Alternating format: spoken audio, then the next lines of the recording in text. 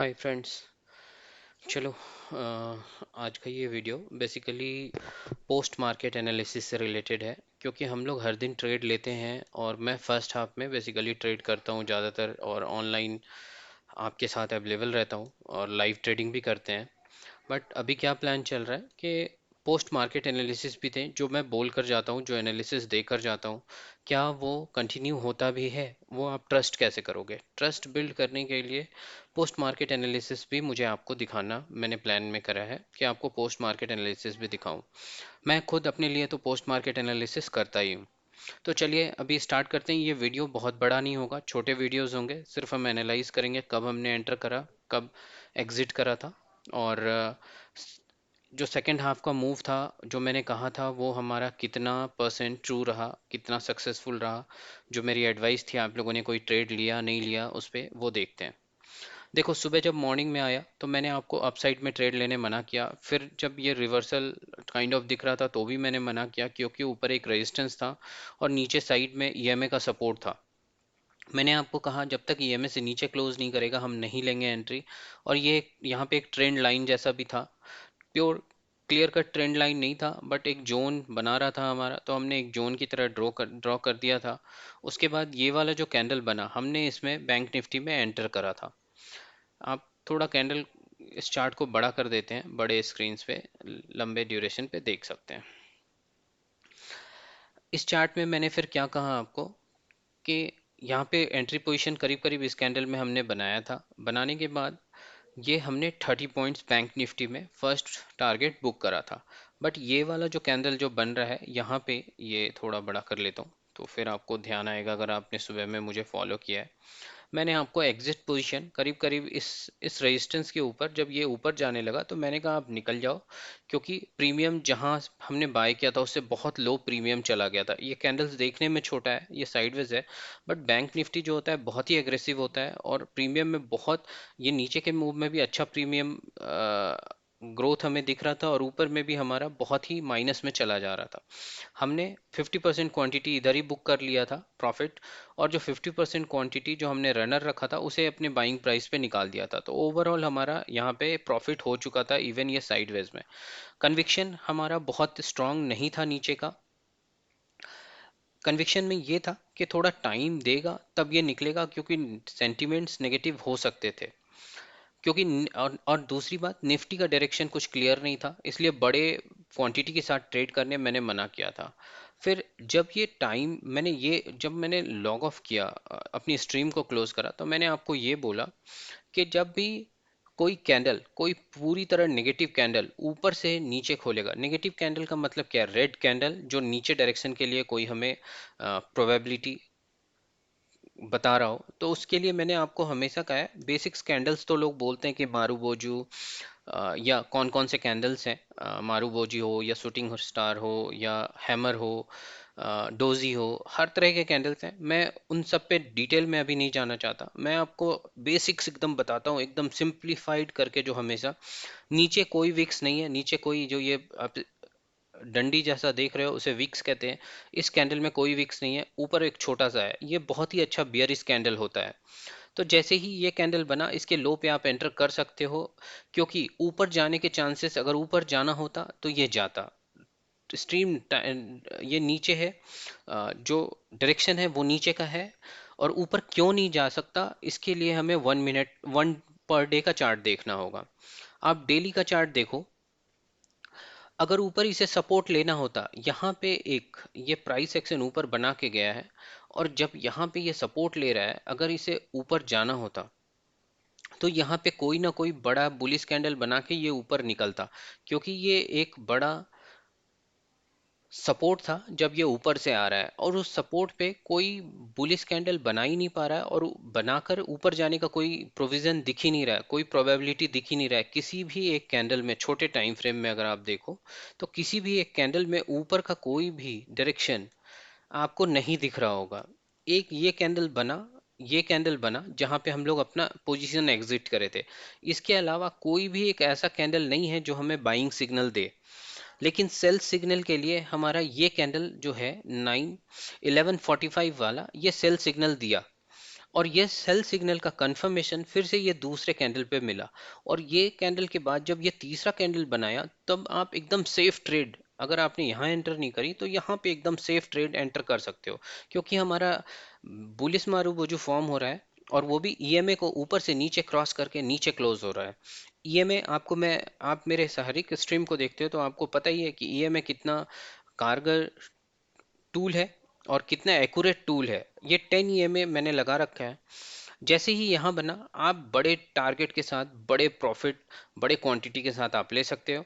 और मैंने अपनी स्ट्रीम को क्लोज किया था, मैंने यही बोल के किया था, नीचे डाउन ट्रेंड में थोड़ा आने देना, और ऊपर से कोई निकल के नीचे रेड कैंडल बनाएगा तो आप उसके हाई का एसएल लगा के लो पे एंटर कर लेना।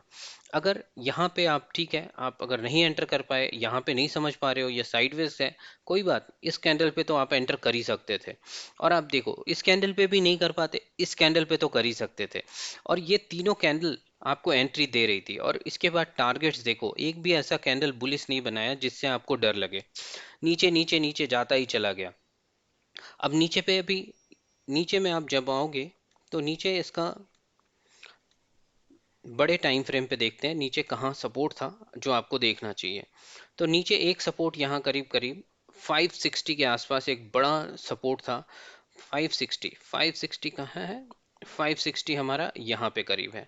एक बार इसे फिर से छोटे टाइम फ्रेम में देखते हैं हमारा कितना प्रॉफिट हो सकता था। 560 करीब इस जगह पे, जहाँ पे ये आने के बाद थोड़ा टाइम भी बिताया है। टाइम बिताने के बाद एक बार 560 निकला, लेकिन एक भी कैंडल ऐसा नहीं था कि इस रेजिस्टेंस पे भी ये कह रहा हो कि आपके बाइंग साइड में ये ट्रेड कन्वर्ट हो सकता है। तो थोड़ा टाइम बिता के, हाँ, प्रीमियम डीके हो रहा होगा तो यहाँ पे 50% क्वांटिटी बुक होनी चाहिए थी। उसके बाद फिर से ये डायरेक्शनल मूव में ही निकल गया। तो फाइनली बैंक निफ्टी बहुत अच्छा ट्रेंडिंग मूव था आज का, और बहुत ही अच्छा पैसा देकर जाता। तो हमारा जो ट्रेड था, जिन्होंने ये बड़े एसएल, जब मैंने सुबह एंट्री करवाई थी, यहाँ पे बोला था बड़ा एसएल है, बड़ा टारगेट के लिए आपको वेट करना होगा। हाँ, थर्सडे है, थर्सडे लोग कहते हैं बहुत अपॉर्चुनिटीज है तो उतना ही रिस्क होता है। थर्सडे को प्रीमियम डीके बहुत तेजी से होता है जब ये साइडवेज चल रहा होता है। तो इतने देर तक वेट करना सबके बस की बात नहीं है।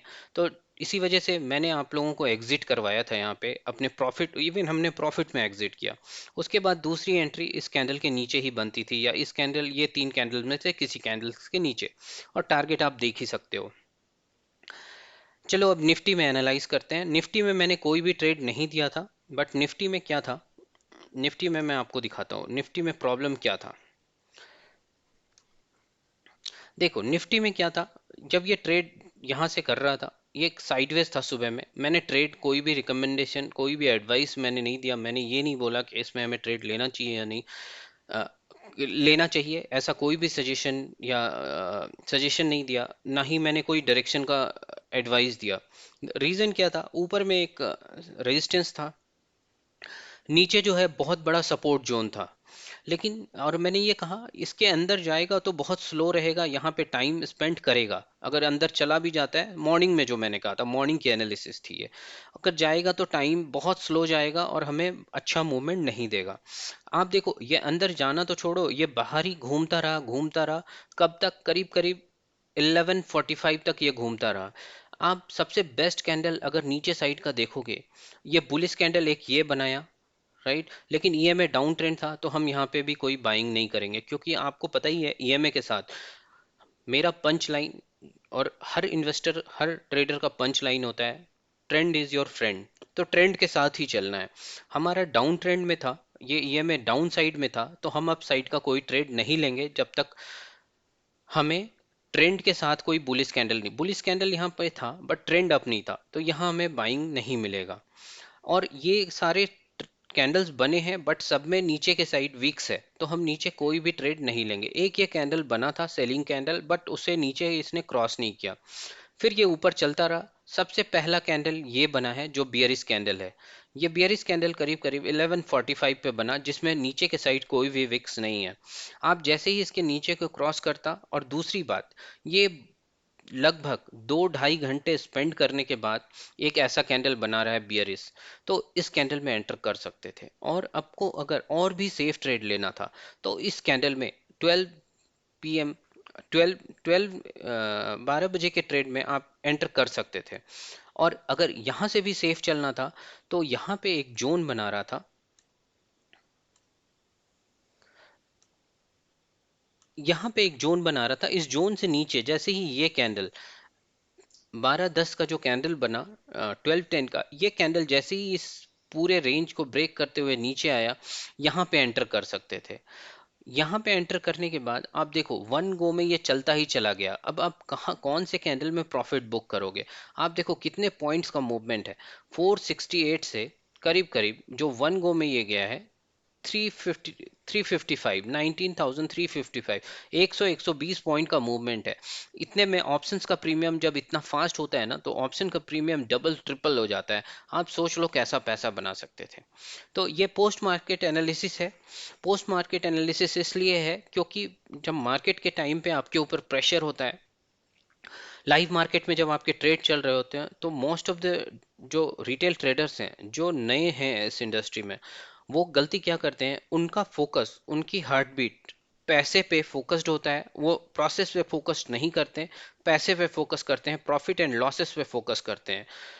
मेरा मेरे मेरे यूट्यूब चैनल पे जो कुछ भी आप देखते हो उसमें प्रोसेस बेस्ड होता है, आपको प्रोसेस पे फोकस करना होता है। प्रॉफिट के लिए हमने उसके लिए भी एक प्रोसेस बना रखा है। आप लाइव स्ट्रीम के वीडियोस देखो, कैसे हमारा एग्जिट पोजीशन, कैसे हम स्क्वायर ऑफ करते हैं, कैसे हमारे अगेंस्ट जब ट्रेड आता है तो कैसे निकलते हैं। हमारे लाइव स्ट्रीम में आप देखो, आपको सीखने को मिलेगा। यहाँ देखो हमने एक बड़ा प्रॉफिट बनाया होगा जिस किसी ने भी यहाँ पे एंटर करा, लेकिन आप जो मेरे साथ ट्रेड करते हो उन्हें पता है ये सेटअप कितना ही बढ़िया सेटअप है, और इस सेटअप में मैं कभी भी ट्रेड छोड़ता नहीं हूँ। तो आज के लिए बस इतना ही पोस्ट मार्केट एनालिसिस में। Thanks for watching. और आप अगर मेरे वीडियो को पहली बार देख रहे हो, मेरे चैनल को सब्सक्राइब करो और लाइक एंड शेयर करना तो बिल्कुल नहीं ना भूलो। Thanks, thank you everyone for watching this video.